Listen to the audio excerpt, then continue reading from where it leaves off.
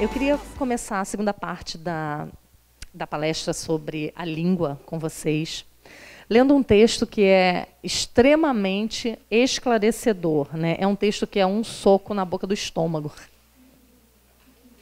A gente já começa assim, né? A gente já começa assim. Vamos lá. Abre a sua Bíblia comigo em Provérbios 6. É um texto muito conhecido de todas nós, mas muitas vezes é um texto que não é levado a sério. Provérbios 6, verso 16. Presta bem atenção na leitura desse trecho. 6 coisas o Senhor aborrece. A gente já sabe o que é aborrece, né? Odeia. 6 coisas o Senhor odeia. Mas a 7ª, a sua alma abomina. Abomina é pior do que odeia, tá? Dá uma ideia de crescente. Agora, olha que 6 coisas terríveis o Senhor odeia. Olhos altivos, língua mentirosa, mãos que derramam sangue inocente. Está falando de um assassino. Mãos que derramam sangue inocente, o Senhor odeia. Coração que trama projetos iníquos, pés que se apressam a correr para o mal. E qual é a 7ª? Testemunha falsa. Essa é a 6ª. Testemunha falsa que profere mentiras. E a 7ª? O que semeia contenda entre os irmãos.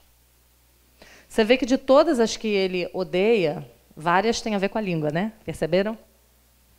Vamos contar?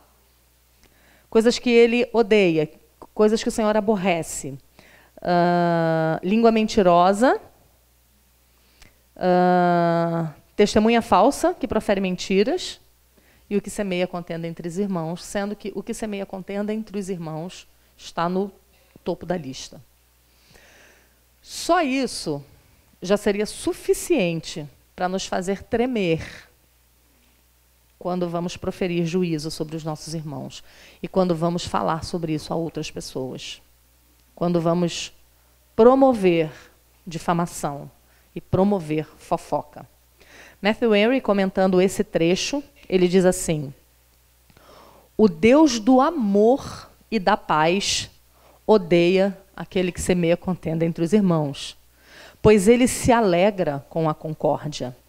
Aquele que, pela calúnia e difamação, por inventar histórias mal intencionadas, agravando tudo o que é dito e feito e sugerindo invejas e desconfianças, soprando as brasas da contenda, estão apenas preparando para si mesmos um fogo da mesma natureza. Aqueles que abanam e sopram as brasas da contenda estão preparando para si o mesmo tipo de fogo. Então, a gente precisa ter cuidado com a maneira que nós temos usado a nossa língua. E esse é o tema de hoje, à noite. Será que a nossa língua ela tem sido arma que mata e que fere? Ou ela tem sido medicina que salva e cura? Será que a gente tem usado a nossa língua de forma a bendizer ao Senhor Deus e a bendizer os nossos irmãos? Ou temos feito como o texto diz, né? Da mesma fonte, né? Jorrar glórias a Deus e maldizer os irmãos, como pode? Né? Então a gente vai falar um pouquinho sobre isso, né? A gente vai olhar um pouquinho como é que nós temos encarado esse aspecto da nossa vida cristã.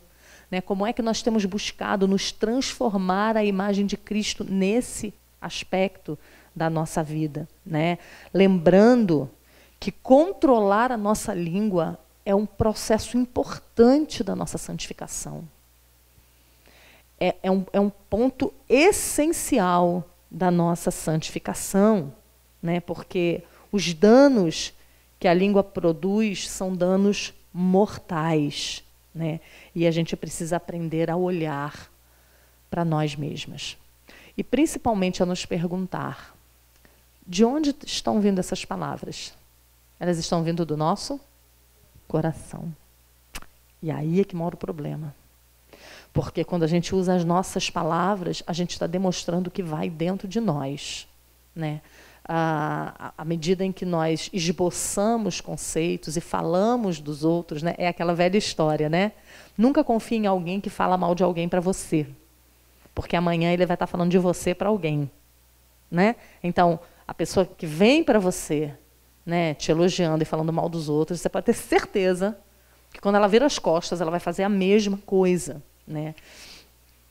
Então, eu queria começar mostrando 2 textos muito importantes, além do que eu já mostrei, para isso, que são os textos que estão em Tiago, né? Tiago 1, verso 26, é outro soco no estômago. Tiago 1, 26 é exatamente o que a gente tem falado todos esses dias aqui. Sobre transformação, sobre metamorfose, sobre mudança, sobre deixar o velho homem. Tiago, capítulo 1, verso 26. Vamos ler juntas esse texto? Se alguém supõe ser religioso, deixando de refrear a língua, antes enganando o próprio coração, a sua religião... Não precisava nem escrever um livro sobre isso, né, gente? Era só lançar esse versículo e ir embora. A gente pode dormir depois dessa. Isso é muito sério. Porque olha o que ele começa dizendo, se alguém supõe. Qual é o risco que a gente corre? É aquilo que eu falei no primeiro dia. A gente corre o risco de estar vivendo uma religião paralela ao cristianismo verdadeiro. Que é uma religião que a gente inventou da nossa própria cabeça. Né, que tem um Deus, a nossa imagem, a nossa semelhança, que cobra coisas que a gente acha que ele cobra, quando a gente se aparta da palavra. Né?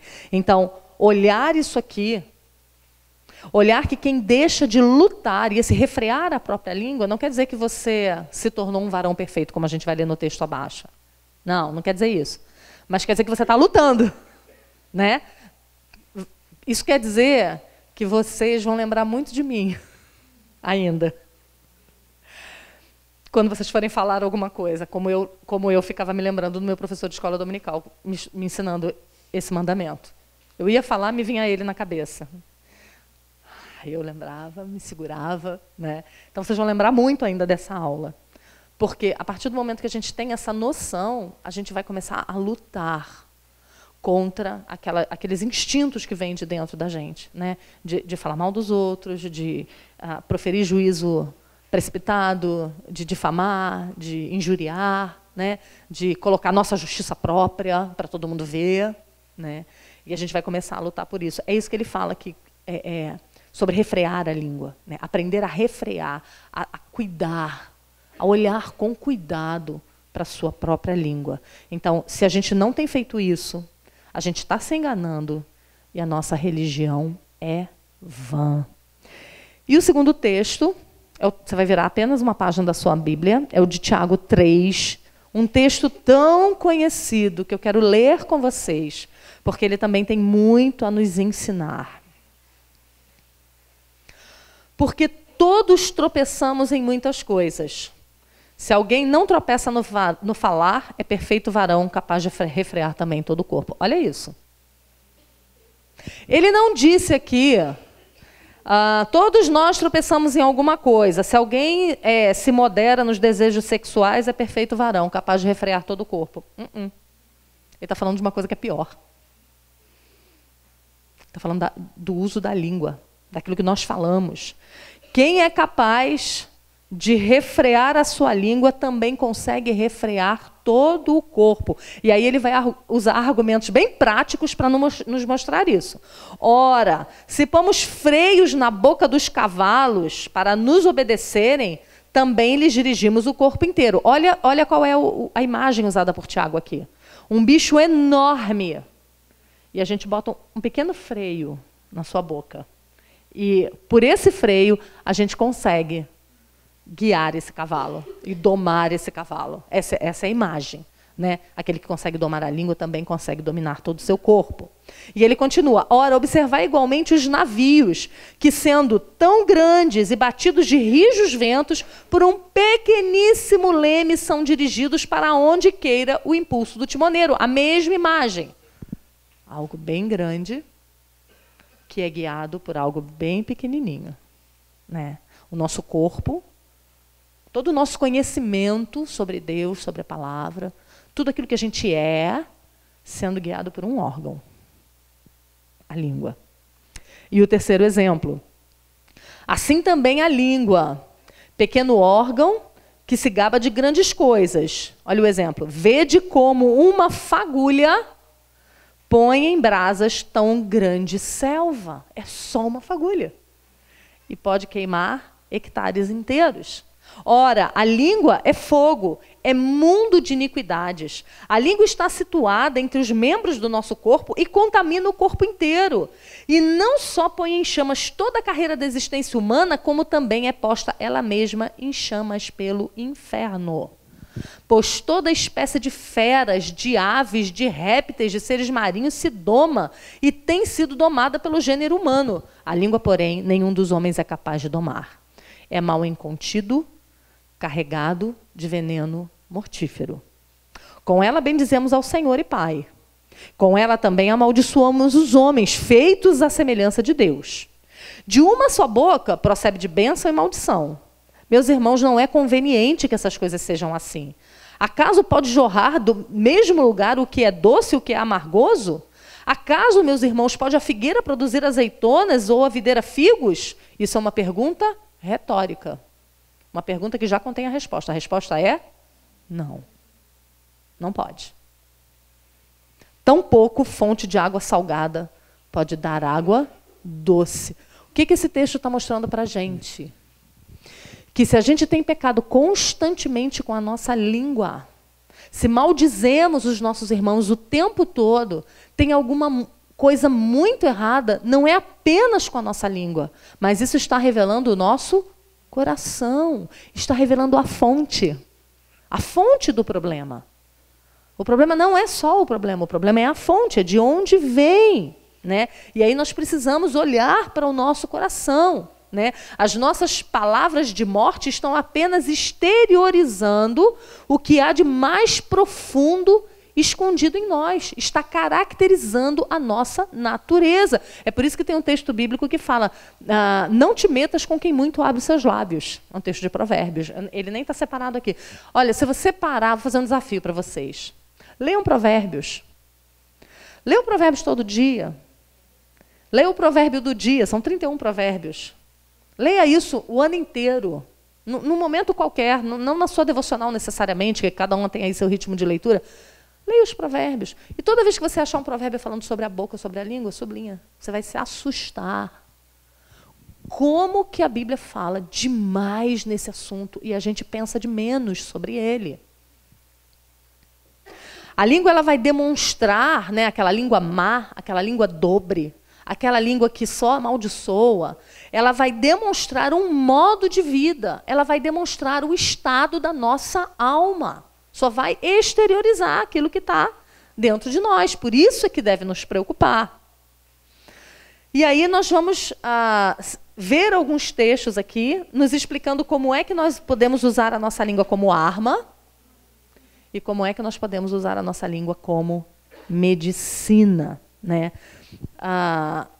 Nós usamos a nossa língua como arma quando nós não pensamos no que vamos dizer e nos precipitamos em julgamentos ou vereditos. Quantas de nós já se arrependeu de ter proferido um diagnóstico, de ter proferido um juízo sobre uma situação e depois falou, errei, falei demais. E aí, às vezes, aquela situação não tem volta, né? Quantas dores a gente já colheu por causa disso, de se meter em assunto que não é da nossa conta, de dar palpite onde ninguém perguntou, né? De falar de pessoas que a gente não sabia se era verdade, depois se descobre que não era. Né? Quanta dor a gente já sentiu ou a gente já causou por causa da nossa língua precipitada. Né? Abre aí comigo Provérbios 29, verso 20, vai falar sobre isso. Tens visto um homem precipitado em suas palavras? Maior esperança há para o insensato do que para ele. Olha que loucura.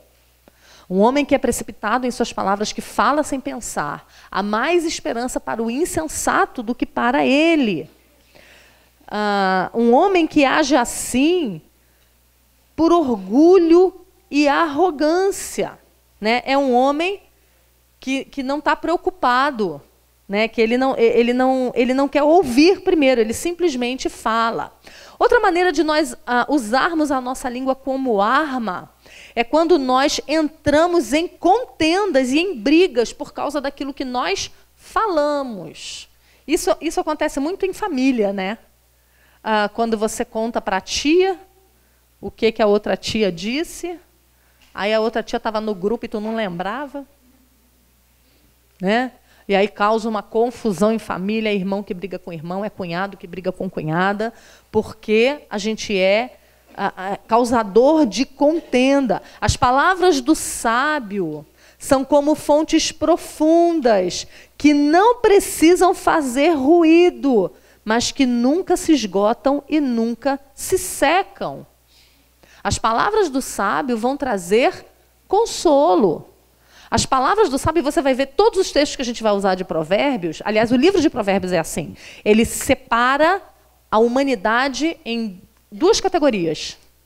O livro de Provérbios é maravilhoso. Em duas categorias. O justo e o ímpio. E ele usa várias palavras para isso. O nécio e o sábio, o tolo, o estulto, né? O ímpio, o maldizente, ou o sábio, o justo, né? O tempo todo ele vai fazer essa diferenciação. E a nossa língua, o uso da nossa língua vai nos colocar em uma dessas duas categorias.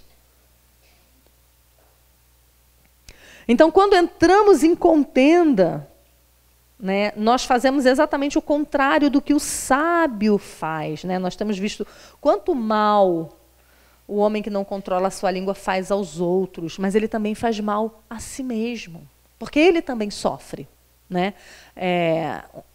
Abre aí comigo Provérbios 18, versos 6 a 8, vamos ver isso. Como é que a gente também sofre por causa do mau uso da nossa língua. Os lábios do insensato entram na contenda e por açoites brada a sua boca. A boca do insensato é a sua própria destruição e os seus lábios um laço para a sua alma. As palavras do maldizente são doces bocados que descem para o mais interior do ventre. Né? Então, aqui está demonstrando como é que quando nós não temos sabedoria com as nossas palavras, a gente mesmo se enlaça. Né? Aquilo que eu li no começo, né? A gente está botando combustível num fogo que vai queimar a gente mesmo. Matthew Henry, comentando esse texto, ele diz assim: um homem sábio pode, contra a sua vontade, ser arrastado para uma contenda. Mas é um louco quem entra nela por espontânea vontade, quando poderia evitá-la. E certamente o tal se arrependerá disso quando já for tarde demais. Né? De vez em quando... E olha, gente, a internet ela potencializou muito isso. Tenham cuidado na maneira como vocês usam a internet. As pessoas são muito rápidas para emitir opinião sobre tudo. Sobre qualquer coisa que acontece. E depois vai lá e tem que apagar o post, que passou vergonha. Né? Porque falou demais, falou do que não sabia, falou do que não tinha conhecimento. Né? Então, quer um conselho? Seja aquele que, como é que é o ditado que a vovó falava? Dá um boi para não entrar numa briga. E dá uma boiada para não entrar de novo. Não entra em contenda. Se te colocaram na contenda, sinto muito, tenta resolver da melhor forma possível. Mas não vai você com seus próprios pés por causa de se precipitar com a sua língua. Olha o que Eclesiastes 10 fala. E aí a gente tem que ouvir esses textos e pensar, eu estou me caracterizando como justo ou eu estou me caracterizando como nécio? Eclesiastes 10, 13. Eclesiastes 10, 13. As primeiras palavras da boca do tolo são estultícia, e as últimas, loucura perversa. O estulto multiplica as palavras, ainda que o homem não sabe o que sucederá e quem lhe manifestará o que será depois dele. O estulto multiplica as suas palavras. O estulto é aquele que fala demais, que sempre tem uma opinião formada sobre tudo e sempre está pronto para emitir julgamento sobre tudo. E a internet deu voz para todo mundo fazer isso. Né? Então, todo mundo se acha no direito. Né? Eu achei uma graça na época que... Uma graça assim, né? Não achei uma graça. Na época da pandemia, em que John MacArthur resolveu abrir a igreja dele nos Estados Unidos, o tanto de gente que foi para a internet. Disse, esse homem é um louco. Gente, pelo amor de Deus. Um homem com ministério de tantos anos. Um senhor, um velhinho. Eu vi tanto jovem ir para a internet falar, esse homem é um falso profeta, porque tu vai matar as pessoas de Covid. Eu falei, misericórdia, como as pessoas se apressam para emitir julgamento sobre irmãos diante do mundo, na internet, para todo mundo ver. Isso é uma loucura. Provérbios 12, verso 6. Provérbios 12, verso 6. As palavras dos perversos são emboscada para derramar sangue, mas a boca dos retos livra homens. Perceba como a Bíblia deixa o tempo todo que existem dois caminhos a percorrermos com as nossas palavras. O justo e o ímpio, cada um deles vai agir em diversas esferas da vida de forma diferente. Então ele vai falar daquele que foge da mulher adúltera, daquele que é preguiçoso ou daquele que é trabalhador, né? Daquele que respeita e obedece aos pais, daquele que não respeita os pais e corvos arrancarão seus olhos. Né? O tempo todo ele está mostrando os dois caminhos, né? E com a língua é a mesma coisa. Então, ou nossa língua pode ser arma que mata, que fere, ou ela pode ser medicina. E nós vamos ver alguns textos que falam sobre isso. Né? Nós vamos ver claramente a descrição de um homem que controla a si mesmo e, por consequência, ele controla a sua língua, sendo chamado de um homem sábio e justo. Esta é a designação daquele que faz bom uso das suas palavras. Ele é sábio. Porque ele pensa no que ele vai falar. Porque ele julga primeiro aqui dentro, no seu coração, o momento mais oportuno, a pessoa correta para se falar, com quem você vai tratar o assunto. Né? Ele economiza as palavras. As palavras da boca desse homem são como ribeiros transbordantes, diz Matthew Henry. O que ele vê faz com que as palavras fluam naturalmente dele com grande facilidade, liberdade e fluência natural. As suas palavras são limpas e frescas, limpam e revigoram. Das suas águas profundas flui aquilo que a oportunidade exige, ou seja, aquilo que é necessário para aquele momento, transbordando sobre os que estão à sua volta como ribeiros transbordam sobre águas baixas, sobre terras baixas. Né? Que maravilha podermos ser reconhecidos como pessoas que têm sempre uma palavra certa para dar, como aquelas que não botam lenha na fogueira, como aquelas que apaziguam, como aquelas que trazem paz, como aquelas que podem ser chamadas para uma discussão para trazer harmonia entre os irmãos. Né? Isso é uma coisa que a gente precisa aprender a fazer, gente. Não dê corda para fofoca. Não dê. Vou contar para vocês como meus pais faziam na minha casa. Então, meus pais eram assim, chegava na igreja, alguém dizia, seu Emir, dona Ellen, o senhor soube aquela história ali com o Paulinho? Aí meu pai falava, não soube não, mas o Paulinho está ali. Peraí, você conta direto para ele, Paulinho? Dá um pulinho aqui. Ele está querendo falar alguma coisa com você. Pense quantas pessoas chegavam para eles para contar fofoca. Ninguém. Ninguém. Porque eles tinham uma postura de não acolher e não receber fofoca. E isso é uma coisa que a gente deve se perguntar. Por que pessoas fofoqueiras têm liberdade comigo? Por que as pessoas sentem liberdade de sentar e falar, será que eu alimento isso? Será que eu também sou assim? Ou será que eu só não gosto, me incomoda, não passo para frente, mas também não corto, mas recebo? Faz parte do cumprimento do 9º mandamento, não receber fofocas dos irmãos, até onde você puder. Né? Então, a gente vai aprender a viver em comunidade, a gente vai aprender a viver em família ou na igreja, quando a gente usa a nossa boca com sabedoria. Quer ver uma situação?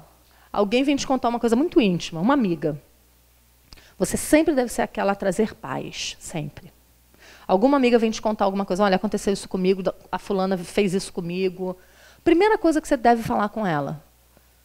Será que você não entendeu errado? Por que a gente, quando ouve alguma amiga falando isso, você fala, ah, menina, sabia que ela ia fazer isso contigo. Aquela ali nunca me enganou. Sabia, menina, mas estava na cara dela que ela ia fazer.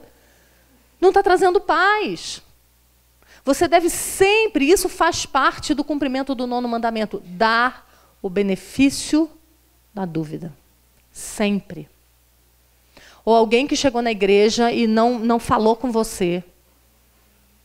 Você deve sempre pensar bem a respeito dessa pessoa, do tipo, ela pode não ter me visto.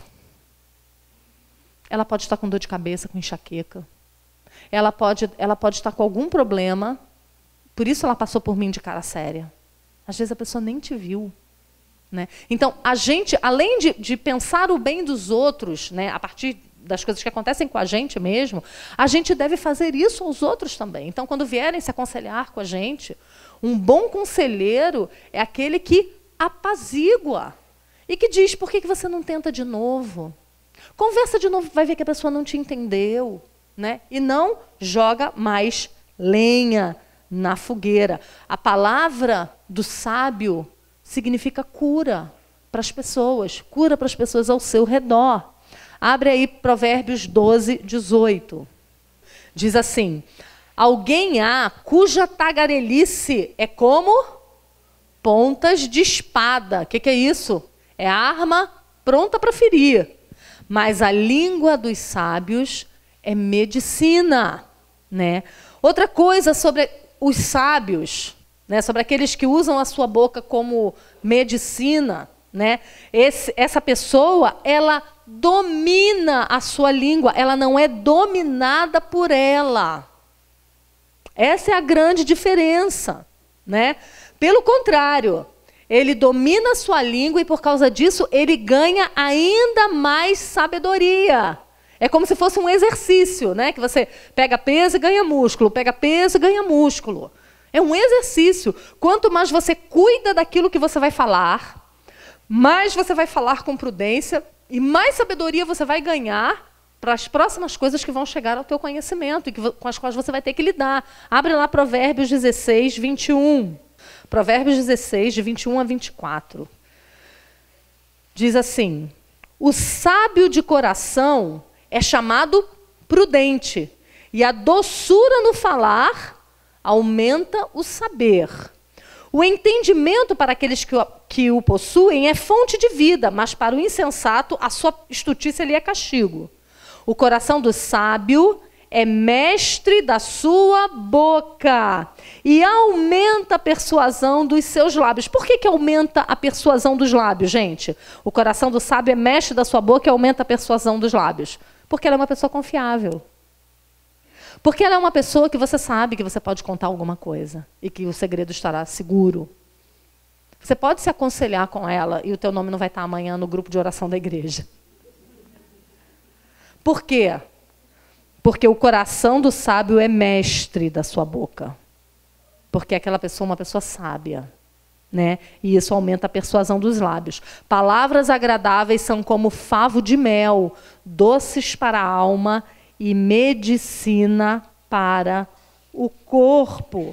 Matthew Henry, comentando esse texto, ele diz assim, sempre há algum bem a ser obtido de um homem sábio e bom.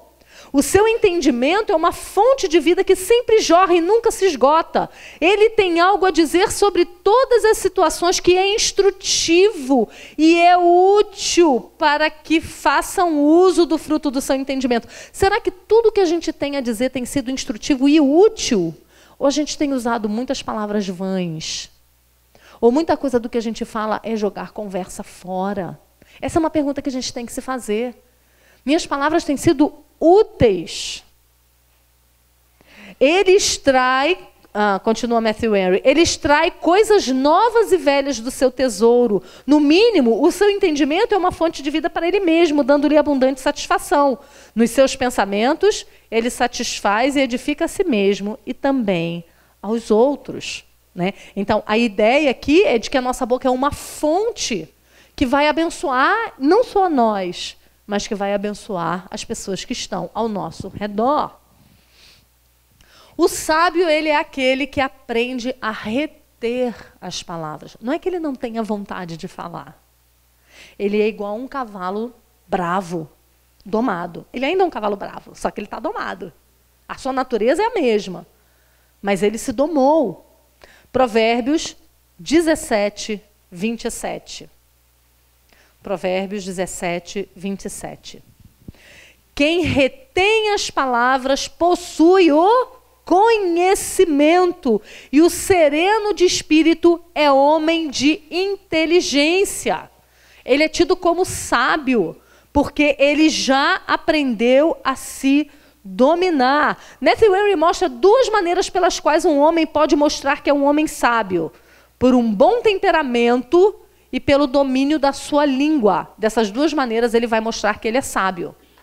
Porque ele lida facilmente com os outros, ele não é aquele encrenqueiro que está sempre criando problema. Né? Não sei se tem na sua igreja, toda igreja tem uma pessoa assim, né? Parece que Deus dá de presente para cada igreja para treinar o nosso domínio próprio. Né? Aquela pessoa que, onde ela está, tem confusão. Já viram isso? Onde ela chega, tem confusão. Olha o que Matthew Henry fala sobre isso. O homem de entendimento é de espírito excelente. É um precioso espírito, é isso que significa a palavra. Ele é alguém que cuida do seu espírito para que seja como deve ser, e assim o mantenha agradável para si mesmo e para os outros. Um espírito benevolente é um espírito precioso e torna um homem amistoso. Ele tem espírito tranquilo, não acalorado com paixão, nem levado a nenhum tumulto ou desordem pelo ímpeto de um sentimento corrupto, mas ele é equilibrado e firme. Ele é aquela pessoa que não se precipita para falar as coisas numa situação de crise. Uma cabeça fria, com um coração caloroso, é uma composição admirável. Um sábio de poucas palavras, como temeroso de dizer algo indevido. É aquele que tem conhecimento e deseja fazer o bem com esse conhecimento. Ele é cuidadoso. Quando ele fala de maneira pertinente, diz pouco, para que tenha pouco do que se arrepender. Ele poupa as suas palavras, porque é melhor que elas sejam poupadas do que mal usadas. Né? Esse deve ser o nosso lema.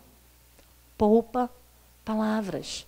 É melhor que elas não sejam usadas do que ela seja mal usada. As palavras dos justos, por fim, têm retribuição. Provérbios 12, 14. Cada um se farta de bem pelo fruto da sua boca, e o que as mãos do homem fizerem, ser-lhe-á retribuído. Então, se nós usamos bem a nossa língua, nós vamos colher bons frutos disso. Se nós usamos mal a nossa língua, nós também vamos colher. Provérbios 16, 24. Palavras agradáveis são como favo de mel, doces para a alma e medicina para o corpo. Né? E, por fim, nós devemos sempre nos lembrar de como a maneira que nós falamos está desnudando para nós e para os outros o estado da nossa alma. Por isso, se nós temos pecado com a nossa língua, nós precisamos nos consertar. Né? Nós precisamos ser contados como os sábios, né? Não como os estultos. Então a gente deve orar e a gente deve pedir ao seu Senhor: Senhor, me ensina a domar a minha língua, me ajuda a controlar o meu falar. Matthew Henry, ele diz assim: o ímpio se envolve em problemas por sua tolice, quando Deus com justiça o deixa à sua própria mercê. O laço do ímpio está na transgressão dos lábios, e as suas gargantas são cortadas com as suas próprias línguas. Ao falarem mal de pessoas dignas, eles se expõem à justiça pública. Ao falarem maldades, eles se tornam ofensivos e causam ressentimentos pessoais. São processados por difamação, sofrem ações legais por causa de suas palavras. Muitos homens pagaram caro nesse mundo pela transgressão de seus lábios e sentem em sua própria pele o castigo pela falta de controle das suas línguas. O justo sairá da angústia por causa da sua própria sabedoria. quando Deus vier em seu socorro e misericórdia. O justo sairá desses problemas da mesma maneira como os ímpios mergulharão de cabeça neles. É indicado que o justo pode talvez vir a ter dificuldades, mas ainda que caia, não será completamente destruído.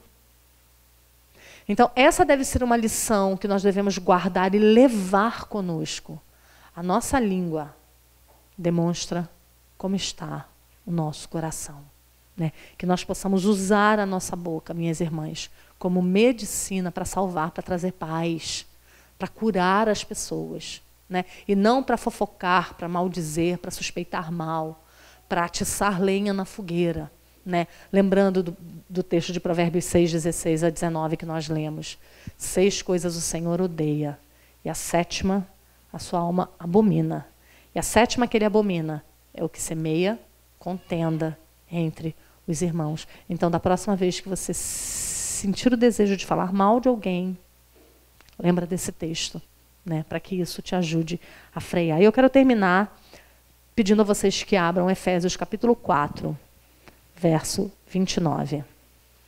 Aqui nós temos uma belíssima instrução sobre como nós devemos usar a nossa boca. Não saia da vossa boca nenhuma palavra torpe. E sim, olha as palavras que são usadas, olha como as palavras que são usadas aqui são fortes. E sim, unicamente. Ou seja, a palavra do justo não pode se misturar, não pode ser entremeada de palavras de justiça e palavras torpes, palavras de maldição. Tá? E sim, unicamente a que for boa para a edificação. E tem mais uma coisa, conforme a necessidade. Olha aí, que lição maravilhosa. Nós só podemos usar a nossa língua conforme a necessidade. E assim, transmita graça aos que ouvem. Será que nós temos sido essas mulheres que com as suas palavras transmitem graça a todos os que nos ouvem, ao nosso marido, aos nossos filhos, às nossas amigas mais chegadas, aos nossos parentes, à nossa igreja. Né? Que o Senhor tenha misericórdia de nós e nos ajude a fugir das armadilhas que a nossa língua pode nos colocar. Vamos orar. Pai Santo, tem misericórdia de nós, porque sozinhas nós não temos condições de vigiar, tão bem vigiada a nossa língua, que é traiçoeira, como diz Tiago, né? Cheia de veneno mortífero. Tem misericórdia de nós, ó Pai, não nos deixa nos confundir, deixando sair fonte salgada e fonte doce do mesmo lugar, porque estaremos enganando a nós mesmos, assim como o texto de Tiago fala. Se nós supomos ser religiosos sem guardar a nossa língua, sem refrear a nossa língua, a nossa religião é vã, estamos enganando a nós mesmos. Nos faz aprender essa lição, ó Pai. Eu sei que lutaremos com isso durante muito tempo, mas não deixe que estejamos entregues a esses pecados da língua. Em nome de Jesus. Amém.